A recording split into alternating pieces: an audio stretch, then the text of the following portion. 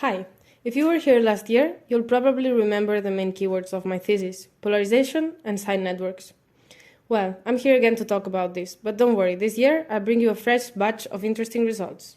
Let's not get ahead of ourselves, though. Polarization is a division into two or few sharply contrasting groups. These groups can have animosity between them, which we call affective polarization. I'm interested in polarization within users of online platforms. I work with a network of relations between those users that I extract from positive and negative votes given between them, like likes or dislikes.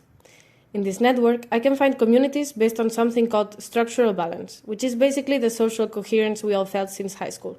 It makes more sense to not get new friends from the anime clique to your own. From the communities we can find through this methodology, we can see the evolution of these partitions in the platform through time.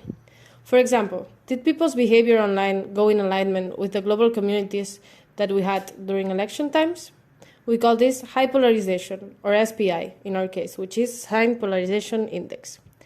Or was the usual crossfire shifting during the pandemic, in which the two sides were not so defined anymore? That for us would be low polarization, or SPI. Well, basically, what I will show you next is the same analysis done on Birdwatch, the pilot phase of Twitter's community nodes, which combats misinformation through a wisdom of the crowds approach.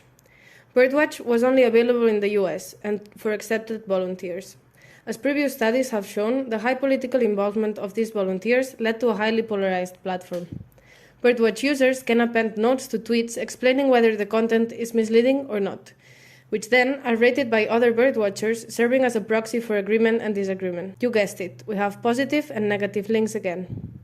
From the network of relations, we have identified distinct communities. Our first community, now called Democrat-leaning, marked more tweets from Republican accounts as misleading, while our second community, named Republican-leaning, rated Republican tweets as not misleading.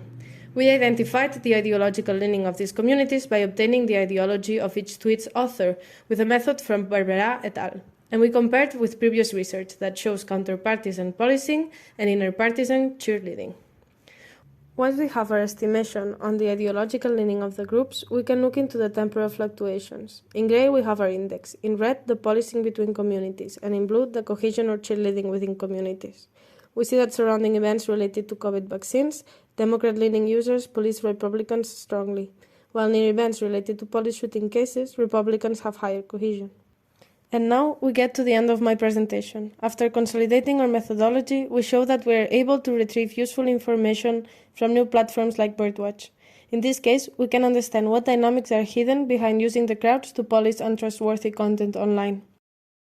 This is just an example of what can we do with this methodology. Stay tuned for more.